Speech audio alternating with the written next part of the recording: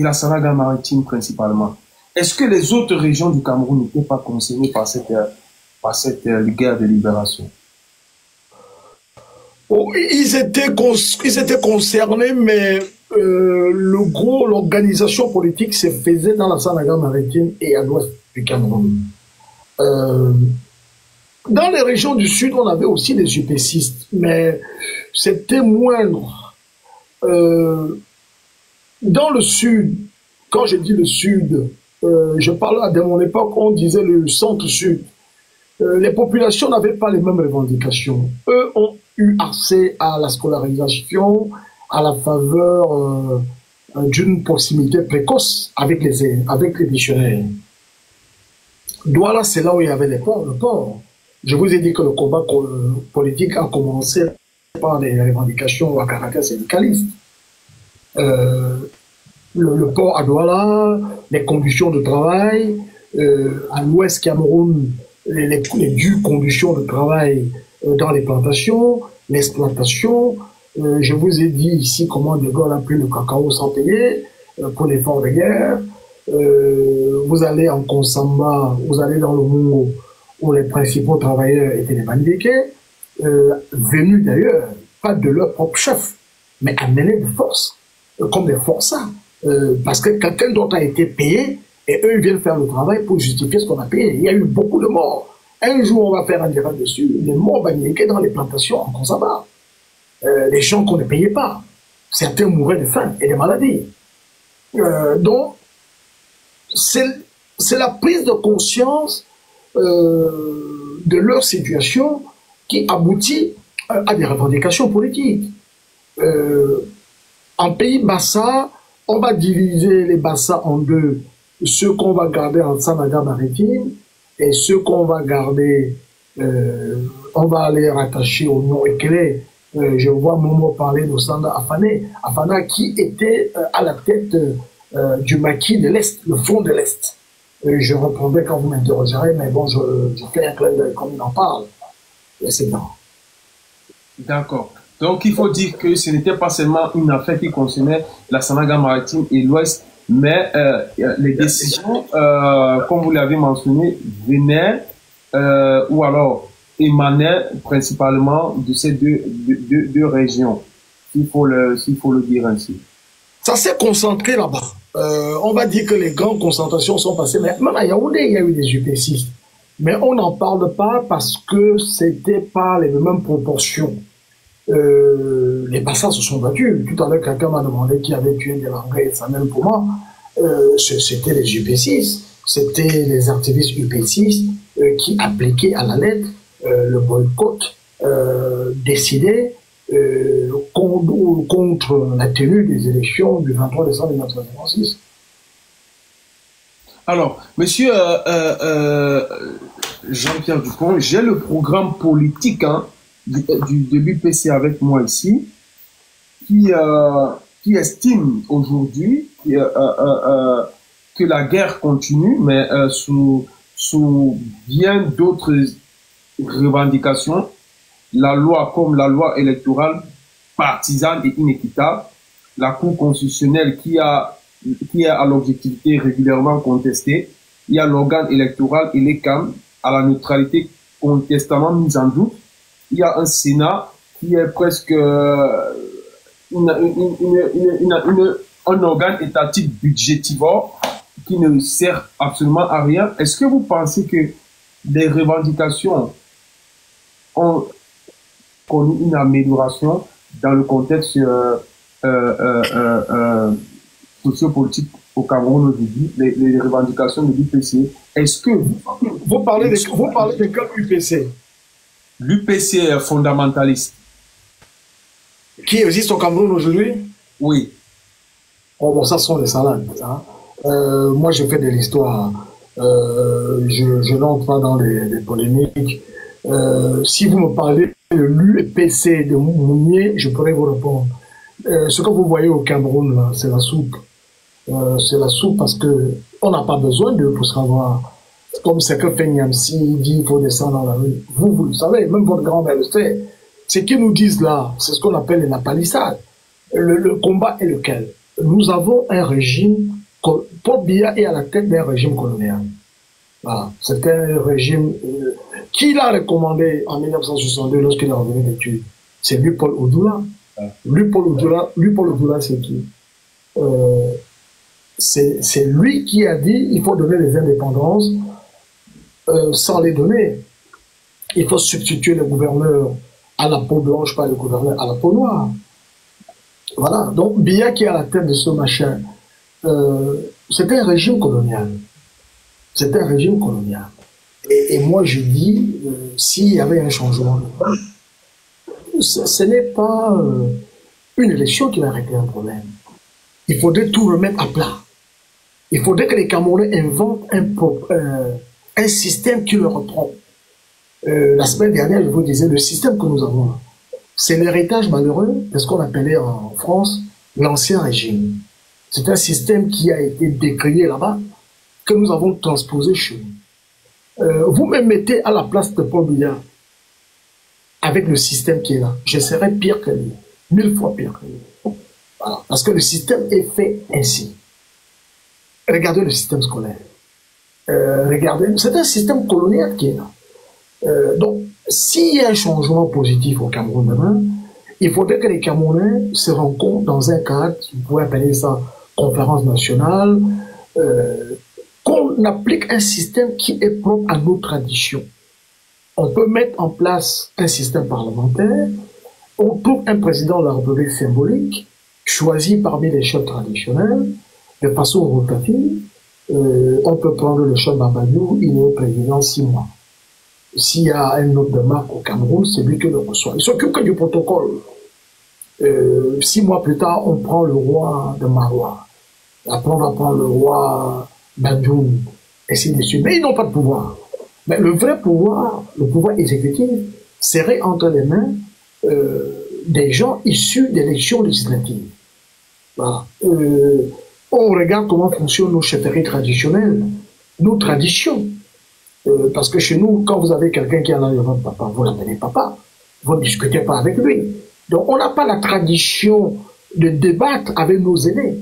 Il y a un système à partir duquel la société, l'être humain peut s'épanouir. Mais on ne va pas adopter un système qui nous dépasse, où on confond la démocratie et le droit, où on se dit on confond la démocratie et le tribalisme. Avant le multipartisme, nous on était sous le régime du parti unique. Mais on n'avait pas les débordements tribalistes que vous avez aujourd'hui. Voilà. Vous discutez avec quelqu'un, il suffit que vous critiquez bien, il vous assimile à Kamto et de facto un Baniké et il vous dit Kamto ne sera jamais président. Ça c'est la bonne trouvaille. Voilà l'argument. Alors, le multipartisme est venu diviser les Camerounais. On n'a pas gagné au change, parce qu'on confond le multipartisme au multitribalisme. On ne sait pas que c'est un débat d'idées. Vous et moi, on peut échanger, on n'est pas d'accord, mais tout à l'heure, on peut aller prendre une bière ensemble. Voilà, on débat et on trouve le juste milieu. Regardez les démocraties scandinaves, les démocraties d'Europe du Nord. Personne ne gouverne jamais seul. Ce sont les gouvernements de coalition. Voilà, toi tu appliques tel programme, moi j'applique tel programme, parce que personne à lui tout seul ne peut détenir le monopole de la science infuse. Voilà. Mais c'est que ce système qu'on est venu transposer chez nous, c'est du poison. Et on ne pourra rien faire. Parce que même si vous avez une élection le 27 octobre, la plus démocratique qui soit, mais tel que le système fonctionne, vous allez faire des malheurs. Ça sera une partie des Camerounais contre une autre partie des Camerounais. Pourtant, nous sommes des enfants d'un même pays. Prenez ce qui se passe à la FECAFO. Il y a des noms, des hiboux, des églisiens, etc. Il y a des gens qui prient Dieu pour combattre les lions indomptables, etc. Donc, on ne peut pas construire un pays comme ça avec la mentalité de sabotage. Mais ça tient au système. Voilà, ça tient au système. Il faut que les Camerounais se parlent, qu'ils soient tolérants les uns vis-à-vis des autres. Parce que vous ne pouvez pas construire un pays comme ça. Il n'y a pas une partie des Camerounais qui va déménager, parce que nous n'avons qu'une seule terre. Tout le monde va vivre au Cameroun. Alors, tant que faire se peut, autant que ça se passe le moins pénible possible. Alors, monsieur Dupont, j'aimerais dire que on peut mettre tout ce que vous venez de dire tout à l'heure comme en guise de réflexion hein, objective en ce qui concerne l'évolution ou le changement du Cameroun. Mais je voudrais premièrement vous poser une question de savoir, monsieur Dupont, est-ce que aujourd'hui, les idéaux que défendait l'UPC jadis, est-ce que aujourd'hui on peut retrouver ces idéaux-là ou alors cette hargne patriotique dans certains partis politiques aujourd'hui au Cameroun, y compris l'UPC actuellement. On peut même le trouver dans tous les partis politiques. Tous les partis politiques, y compris au RDPC. Mais au RDPC, les gens ne peuvent pas s'exprimer. Si vous êtes professeur, vous êtes préfet, vous n'allez pas dire que voilà ce que je pense. Mais je parle encore de système. Si on a un système qui permet à chacun de dire son point de vue sans être l'objet de représailles, vous allez voir. Les Camerounais, j'en ai rencontré. Moi, je suis du Nord. Mais j'ai passé plus de la moitié de ma vie à l'étranger. Et j'ai été aidé par les Camerounais de toute horizon. De toute horizon. C'est quand vous vivez à l'étranger que vous vous rendez compte que les Camerounais aiment le pays. Alors, que les Camerounais aiment le pays. J'étais très très malade, très jeune en Italie, je n'avais pas les frais d'études. C'est une femme, Bassin, qui vient payer les frais d'hôpital alors que je ne la connais pas. Voilà. Donc, je peux donner des exemples comme ça. Quand vous êtes loin de votre pays, c'est là où vous voyez que les Camerounais aiment le pays. Mais vous avez un système qui affame les gens et qui utilise l'argent distillé à courte goutte pour opposer les Camerounais les uns aux autres. Fondamentalement, les Camerounais ne sont pas racistes. Les Camerounais aiment beaucoup leur pays. Mais si vous avez à la tête des gens qui les affament, moi, si mon fils est très malade, je ne sais pas quoi faire. Mais tu me dis de tailler, mais je vais tailler les bêtises. Parce que je ne veux pas que mon fils meure. Voilà, donc on met, mais nous qui sommes dans la diaspora, tu ne peux pas nous faire ça. Mais il y a des gens au pays, le type, j'ai connu un monsieur qui était à la retraite, il était sur le point d'aller à la retraite, il était professeur aidéa. Il a voté contre le RDPC, on l'a envoyé chez moi à l'extrême nord.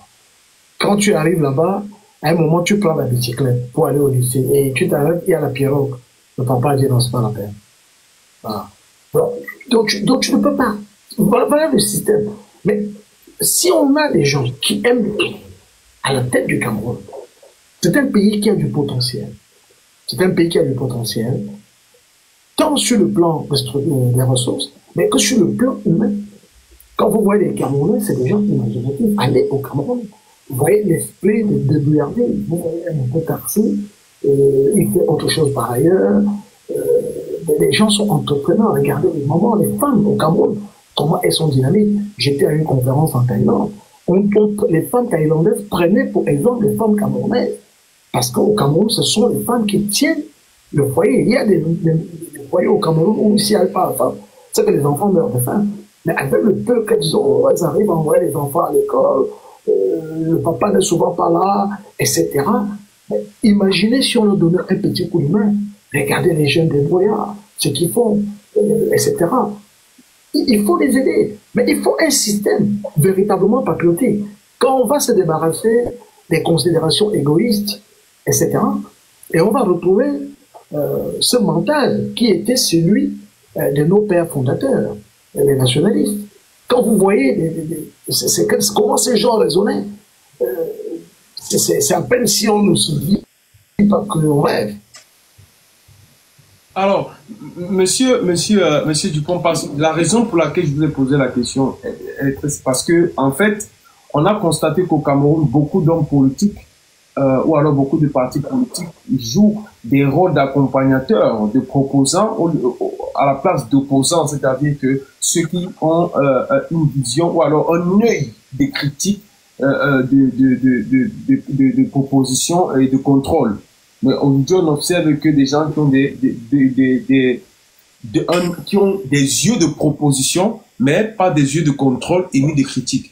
Est-ce que aujourd'hui, ma question demeure, est-ce que aujourd'hui vous ressentez sur l'échéance, au vu de l'échéance que nous approchons, est-ce que vous ressentez des partis politiques amènent d'apporter un espoir, amènent d'apporter un souffle nouveau, concret, réel, sans discours politicien au peuple camerounais? Je ne vais pas poser la question sur le plan partisan. Du coup, je vais décrédibiliser mon propre propos. J'ai ma petite idée, mais ce que je constate, indépendamment de l'appartenance au parti, ce qui ressort dans mon métier d'anthropologue, qui consiste à analyser les hommes, je vois que les jeunes d'aujourd'hui ne sont pas comme les jeunes de notre époque. Ils sont très en avance, ils profitent de la facilité technologique, les réseaux sociaux envoient quelque chose, ils s'expriment beaucoup plus librement, mondialisation oblige, j'allais dire, quelque chose se passe. Je me rappelle lorsque la princesse Diana est morte ici, c'est un ami qui m'a appelé du Cameroun pour m'informer, pourtant j'étais sur place. Les jeunes sont conscients, mais les jeunes connaissent leurs droits par rapport à leurs aînés. Ils ne s'en laissent pas compter.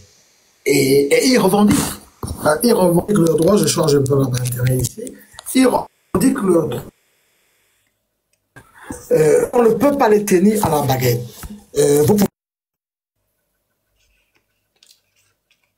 Il va certainement revenir à l'invité. Il y a un petit souci avec sa caméra. Nous espérons qu'il va certainement revenir. On va tous patienter. C'est au plaisir du panel de tous ceux qui sont sur les réseaux, qui sont en quête du savoir. Il est là. Et oui, on va le remettre.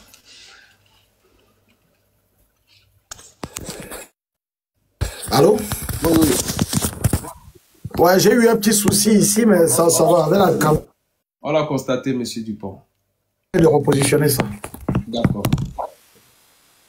Voilà. Et alors, je sais pas. Alors, je reviens. Je remets la caméra là. Voilà. Excusez-moi, les amis.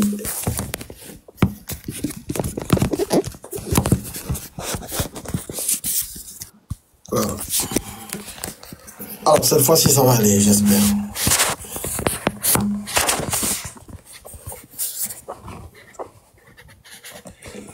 Voilà, ce sont les aléas du direct, les amis. C'est des choses qui peuvent arriver, monsieur Dupont. Voilà, mais prochainement, je vous mettrai au grand écran. Je ne sais pas encore faire, mais bon, la prochaine fois, ça va se passer comme ça. D'accord. Alors, où en étions-nous? Donc, vous étiez en train de parler d'une jeunesse dynamique aujourd'hui, hein, qui certainement est consciente des enjeux de 2025. Oui. Et donc, parce que la question était de savoir, est-ce que vous aviez l'impression qu'aujourd'hui, on peut avoir confiance ou avoir foi en des partis ou en un parti politique aujourd'hui qui a les mêmes aspirations que l'UPC à l'époque, qui était le bien-être ou alors un Cameroun, l'aspiration à un Cameroun meilleur. Est-ce que aujourd'hui vous pensez que, au regard de l'approche des élections, on a un parti politique à qui on peut accorder cette crédibilité-là? Ben, au sein de l'opposition, je constate beaucoup d'agitation, mais moi je préfère encore une fois parler des individus. D'accord. Je vois les jeunes, je vois que les jeunes s'intéressent beaucoup à la question politique, ce que j'appelle l'engagement citoyen, et j'ai pris juste que on leur facilite les conditions d'expression. Alors, on ne peut pas juger. Un sondage n'est pas une élection. Une mobilisation n'est pas une élection. Mais moi, mon vœu, c'est qu'on permette à ces jeunes de s'exprimer le moment venu, qu'on remplisse les conditions électorales, que les conditions soient, on va dire quoi, transparentes. Voilà ce que je peux dire. Ok. Monsieur Dupont, je vous propose de souffler pendant 1 ou 2 minutes, le temps qu'on passe à l'avant-dernière phase du live. Très bien, très bien. D'accord. Est-ce que vous souhaitez écouter une musique J'ai eu son père comme professeur à Fumban, professeur de français. Cabral Libi peut mieux faire. Un peu naïf, mais peut mieux faire. Ok. Pour ceux qui envoient les demandes, ne vous inquiétez pas. C'est la dernière rubrique du live. Vos demandes vont être prises. Ne vous inquiétez pas. Alors, Akeremuna. C'est un opportuniste. Il disparaît, le réapparaît à chaque veille d'élection. C'est un excellent avocat. Mais il faudrait pas que les Camerounais confondent la notabilité au fait d'avoir un projet de société. Ici, il a son patronyme, je n'ai rien contre, mais voilà, sans plus. Moi, ce n'est pas un homme politique. Voilà. C'est un bon avocat, c'est ce qu'on appelle un notable installé, membre de l'establishment, mais ce n'est pas un homme politique. D'accord. Avant-dernière personne, le professeur Baïbek.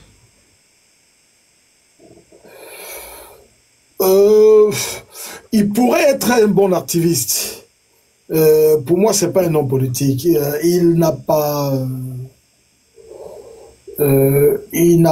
comment tu appelles ça, du tact. Il y a des choses qui se disent en public et il y a des choses qui se disent en privé. Et il faut avoir une certaine mesure, une certaine tenue comportementale. Voilà. Donc moi, je vais pas le mettre à la tête de mon parti. D'accord. Il est bien pour amuser la galerie, voilà. D'accord. Le professeur Maurice Kamto. Mais c'est l'homme de l'avenir. C'est l'homme de l'avenir. C'est le seul qui soit crédible de porter un contre-projet de société. Si vous lisez les mémoires de Fauchivet, Fauchivet le traite de génie. À l'époque où il n'était pas ministre, il ne voulait pas être ministre à l'époque. C'est la dernière chance des Camerounais, des gens de mon âge. Voilà. Moi, je suis né en 64, donc 7 ans, je vais avoisiner les 70 ans. Donc, Kamto, c'est la dernière opportunité pour nous. Et pour les Camerounais. Et si Kamto n'est pas président, il ne va pas mourir. Sa vie est derrière lui, sa vie matérielle et personnelle. Mais si vous le loupez, vous êtes dans la merde. Voilà. Le monde entier le noue en vie. Hein. Je ne suis pas... D'abord, je ne suis pas Bamileke. Hein. Voilà. Donc, tout de suite, ne venez pas me dire que je défends le train du village. De deux, je ne suis pas du MRC. Je ne voulais pas évoquer la dernière personne parce que j'estimais qu'on avait clos, mais il y a, à la demande des invités, quelqu'un qui me dit de vous demander que pensez-vous du président Biya. C'est un homme du passé et un homme d'un lot passif et qui doit des explications aux Camerounais. Vous êtes jeune.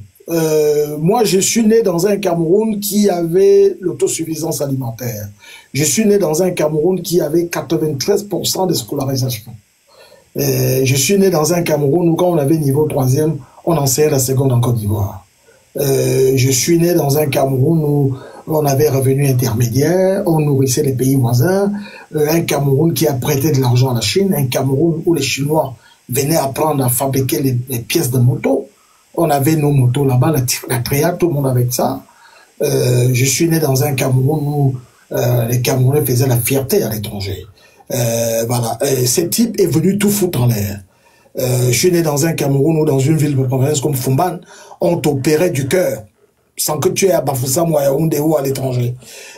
Évacuation sanitaire à l'étranger, moi je connais pas ce vocabulaire. Ça se passait sur place au Cameroun. On te donnait à manger à l'hôpital, c'est les prisonniers qui préparaient. Voilà. Je suis né dans un Cameroun où on donnait des bourses au collège et au lycée. On donnait l'école avec son hôpital. Voilà le Cameroun dans lequel nous sommes nés. Et ce type nous a foutus dans la merde. Moi, je suis né dans un Cameroun qui n'était pas au Fonds monétaire international, qui a survécu à 2 chocs pétroliers sans tendre la main. Je suis né dans un Cameroun où les maîtres d'école à Baham et tout allaient en vacances en France, avaient leur salaire et ne demandaient pas l'asile. Ils revenaient au Cameroun. Renseignez-vous à vos parents. Je suis né dans un Cameroun où les professeurs avaient leur salaire. Chaque professeur avait une voiture achetée par les magouilles. Voilà. Je suis né dans un Cameroun où on ne parlait pas des organes. Voilà. Donc, Paul Biya, il doit des excuses aux Camerounais. Il doit des excuses. Et je suis né dans un Cameroun où il n'y avait pas les églises réveillées. On avait les catholiques, on avait les protestants, on avait les musulmans, les témoins de Jéhovah étaient interdits, il n'y avait pas de secte ésotérique. Je suis né dans un Cameroun où l'homosexualité, franchement, je n'avais jamais entendu parler. Je dois être honnête avec vous. La première fois que j'entends parler de ça, c'est quand j'arrive en France. Voilà. Je suis né dans un Cameroun où tout le monde avait une copine, un homme normal. On écrivait des lettres. Il y avait des biscuits parlants. Tu achetais un paquet de biscuits avec ta copine et chaque biscuit disait un mot. Je t'aime à mourir. Je pense que toi. Etc. Il y avait des lettres par correspondance. Et on ne savait pas qu'un autre homme pouvait te toucher les parties intimes. Et moi, je n'ai pas connu ce Cameroun-là. Et le type que vous citez, je ne sais pas si c'est le fils du diable, mais c'est la malchance que le Cameroun nous a donnée, quoi. Merci pour cette belle réflexion de votre part, Monsieur Dupont. Je dois avouer que chaque jour, je suis encore un peu plus impressionné par votre manière d'intervenir et votre, comment je vais dire ça, votre réalisme et votre objectivité. Mais ma démarche n'est pas de me donner en spectacle. Ça, je l'ai fait quand j'avais 18 ans. J'étais infirmière. Mais à l'âge qui est le mien, je suis un passeur de relais. Quand je vois des jeunes comme vous, le dynamisme qui est de vous, les initiatives que vous prenez, on s'est dit on peut mourir tranquille. Voilà, la relève est assurée. Donc c'est ça ma démarche. Merci Monsieur Dupont. On va passer à la dernière phase qui est celle des questions. J'ai dit tout à l'heure, je vais monter peut-être maximum 5 ou 6 personnes. Et plus, hein, je suis à la maison, là je suis dans mon bureau à domicile, donc je vais nulle part. D'accord, voilà. Merci Monsieur Dupont. Donc, pour ceux qui ont des questions pour Monsieur Dupont, je vais commencer par prendre les demandes. Il y a alors Monsieur Fautin.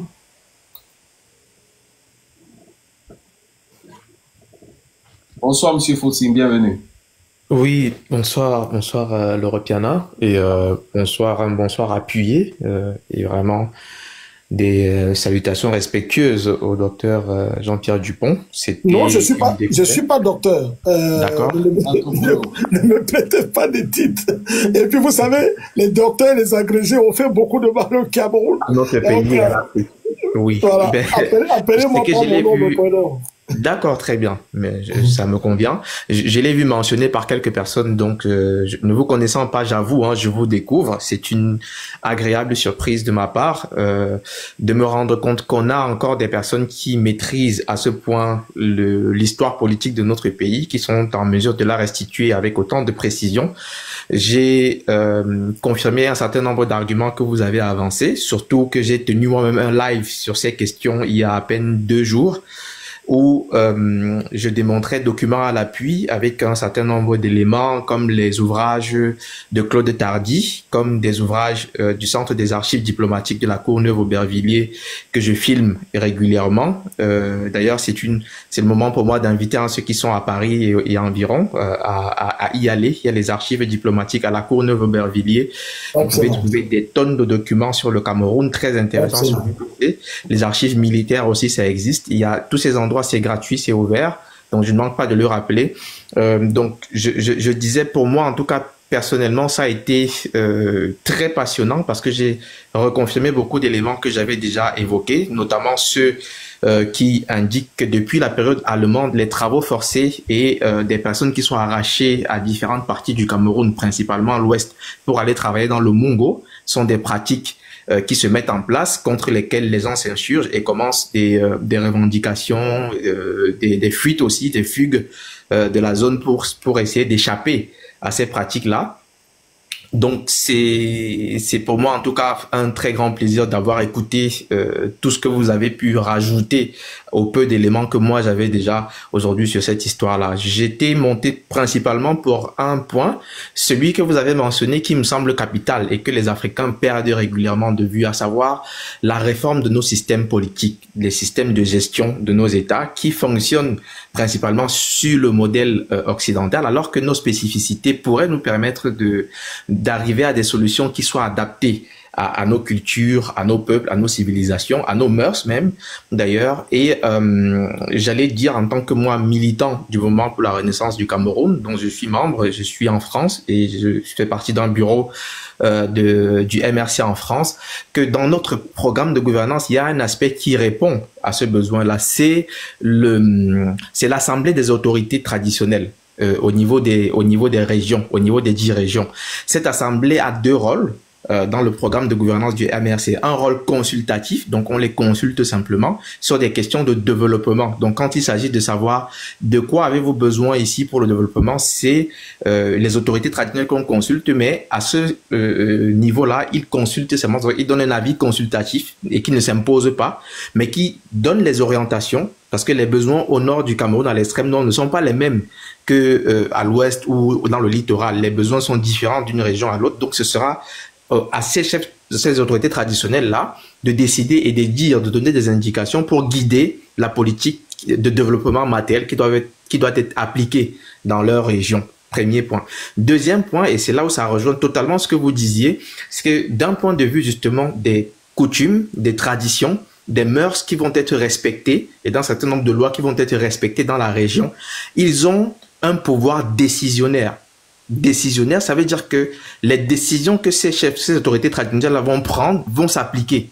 Ce qui veut dire que que dans une région donnée, s'ils ont décidé qu'il n'y a pas d'homosexualité, tout le monde va devoir s'en tenir à cette décision-là parce que les autorités traditionnelles ont décidé ainsi. Donc, c'est la double fonction qui sera donc attribuée aux autorités traditionnelles pour ramener justement dans la manière de nous gouverner et de fonctionner nos cultures, nos spécificités, nos lois, nos coutumes, nos mœurs, afin de pallier véritablement à cette façon totalement, je dirais, erronée de vouloir copier ipso facto l'Occident dans tous les aspects de la gestion de la vie politique. C'était la précision que je tenais à apporter, qui rejoint un petit peu ce que vous suggériez et qui me semble être indispensable, surtout pour des personnes qui sont dans le panafricanisme et dans l'analyse des cultures et des traditions africaines pour comprendre ce qu'on peut tirer de bon dans notre passé pour se baser dessus pour évoluer.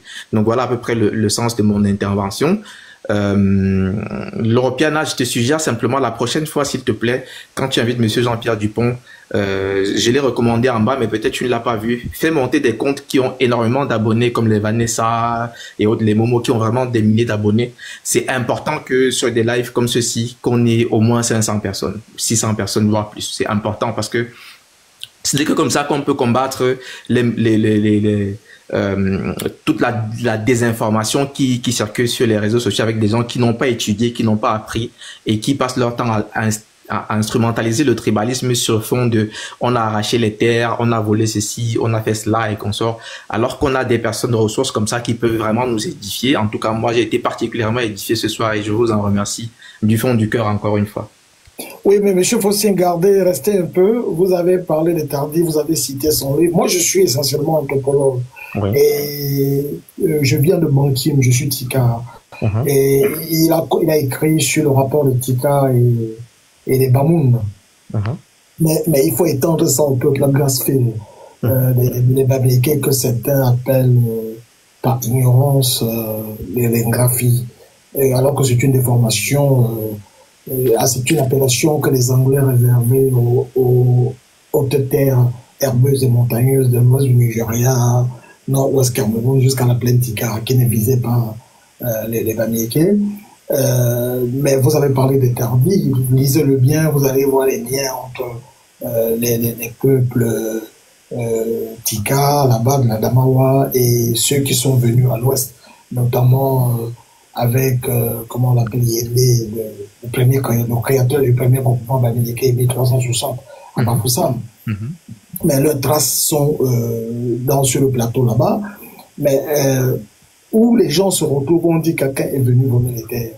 Du temps de l'Allemagne, le littoral, Douala notamment, était administrativement classé à l'ouest. On a des gens comme le fils de Douala, Alexandre Douala Mangadel, le fils de Rodolphe, a été élu député à Bafoussam avec la complicité de Ngaïwan Pierre. Il a fait un collège qui s'appelle le collège Bolivar. Que c'est généralement un travail très minutieux parce qu'il se base sur des centaines et des centaines de rapports d'administration, tant de la période allemande que de la période française et même des documents anglais pour faire ces travaux. C'est assez cohérent, hein. Moi, je l'ai lu, c'est assez cohérent. Vous me renvoyez à le lire à nouveau. Je le ferai volontiers. Allez dans les... Si vous arrivez un jour au Cameroun, allez à Bankim, là où est parti Charlien, allez dans les chefferies, consultez les écrits qui sont restés. Il faut toujours croiser les sources. C'est un supplément, ça ne fait pas de mal, quoi. Merci pour les recommandations. Je ne sais pas pourquoi, mais j'ai l'impression que vous avez peut-être anticipé sur la dernière question que j'allais poser quand vous m'envoyez à faire ces recherches-là. Un dilemme se pose dans ma tête. Je suis quelqu'un qui est, je m'excuse à tout le panel, mais aussi à tous ceux qui sont en train d'écouter, d'en parler de choses personnelles, mais ils comprendront que j'ai une occasion que je ne vais pas louper. Je suis personnellement engagé dans le panafricanisme depuis 13 ans. J'ai fait énormément de recherches et de voyages de ce type-là, que ce soit sur le continent africain ou en dehors du continent africain. J'étais en Guadeloupe il y a 2 semaines où j'ai passé 10 jours justement dans les études et où on retrouve effectivement des peuples du Cameroun qui ont été déportés là-bas pendant l'esclavage. Donc c'est un travail que j'ai déjà entamé. Donc merci pour les recommandations. Je les note et je le ferai volontiers. Je connais un peu les liens avec les Tikars et l'ouest du Cameroun, donc je vais approfondir. Je vous remercie donc encore une fois. Par contre, le dilemme qui se pose dans ma tête, c'est celui de savoir quelle est l'option pour la suite, parce que j'entends reprendre les formations, mais uniquement dans le sens de me former pour pouvoir demain transmettre. Et j'ai 2 options, soit la sociologie, soit l'anthropologie. L'idée étant d'étudier et les peuples camerounais, mais principalement les peuples africains et noirs, et de pouvoir demain transmettre l'histoire, mais avec notre vision à nous, avec notre regard à nous sur nos sociétés anciennes. Je ne sais pas si vous, en tant qu'anthropologue, vous avez peut-être quelques recommandations à donner de ce point de vue-là. Oui, je vous recommande l'anthropologie parce que c'est la mère des sciences naturelles. Si vous faites l'anthropologie, vous ferez aussi sociologie. Faites anthropologie et linguisme. Si vous faites l'anthropologie, parce que pour un anthropologue, l'objet de son étude, c'est l'homme. L'homme est au cœur de sa préoccupation. Vous allez vous trouver à faire économie si vous n'en avez pas fait dans la vie, mais si vous faites l'anthropologie, vous allez faire toutes ces disciplines, parce que vous vous intéressez à l'homme. Alors vous le suivez comme un détective. Alors, si vous allez vous intéresser à sa façon d'organiser ses relations avec les autres, ce qu'on appelle la diplomatie, vous allez vous intéresser à sa façon d'enterrer ses morts, à sa façon d'administrer les ressources, ce qu'on appelle l'économie, etc. Vous allez faire plein d'autres choses parce que vous suivez l'homme qui est votre objet d'étude. Alors que si vous faites que la sociologie, évidemment, c'est une fraction de l'anthropologie. Vous allez vous intéresser aux questions comme les mutations migratoires, mais l'anthropologie vous apprend tout cela. Parce que si vous faites l'anthropologie, vous allez vous intéresser aux Bamileke. On va vous dire qu'on les a aperçus pour la première fois au 9e siècle en Égypte. On va les retrouver au 2e chez les Tika, etc. Pourquoi est-ce qu'ils font le crâne? C'est parce qu'autrefois ils embaumaient les morts. Les fuyants, c'est en comptant de trimballer un corps embaumé. On enlève le crâne symboliquement, etc. Alors que vous n'étiez pas parti pour apprendre cela. Mais comme c'est l'homme que vous suivez, alors il vous entraîne dans ses activités. Merci infiniment. Je vais pas monopoliser la parole. Je laisse la possibilité à d'autres de pouvoir intervenir, mais je serais bien resté toute la soirée. Je dois laisser d'autres pouvoir poser des questions. On est là pour apprendre. Vous avez dit des choses très intéressantes. Nous apprenons les uns des autres. Et voilà, je vous salue. Je vous remercie pour la pondération de votre expression. C'est moi qui vous remercie, surtout pour l'objectivité. Cheikh Anta Diop disait l'objectivité est une force, parce qu'il disait qu'il y avait des savants de bonne foi et de mauvaise foi, et que ceux qui étaient de bonne foi, il fallait les saluer, Moi, en tout cas, je me suis totalement retrouvé dans les propos, pas parce que c'est pour me faire plaisir, mais parce que ça correspond au peu de recherches que j'ai pu faire jusqu'ici. J'ai appris énormément, mais j'ai surtout aimé la lecture que vous avez fait des différents hommes politiques que nous avons sur notre paysage politique actuellement. Ça montre une grande objectivité. Donc, c'est nous qui vous remercions. Merci encore une fois de partager avec nous et au plaisir de vous revoir très bientôt. À bientôt, Francis. Merci. J'insiste vraiment, l'Europiana, j'insiste, le prochain live, il faudra qu'on fasse tout pour qu'il y ait minimum 500 personnes, 1000 personnes qui suivent le live. C'est 1000 fois plus intéressant que ce qu'on nous sert régulièrement sur les réseaux sociaux. Il faut partir, pardon, faut partir. Qu'on élargisse ça. Merci. Bonne soirée à tous. Je voudrais dire avant que Jean-Chantal ne prenne la parole, j'aimerais dire quelque chose à la suite de ce que M. Fauting a dit. Moi, je travaille comme monsieur, et comme toi-même, Fauting, ou Jean-Chantal, ou monsieur Dupont, je travaille dans l'intérêt des auditeurs. Quand j'ai un live que j'ai à transmettre, je crois qu'il y a une affiche qui est derrière moi qui a été publiée et il y a beaucoup de personnes qui ont le temps de voir. Mais seulement, le problème sur les réseaux, c'est que beaucoup sont dans la distraction, préfèrent aller dans des lives de distraction que de venir dans les lives qui sont instructifs.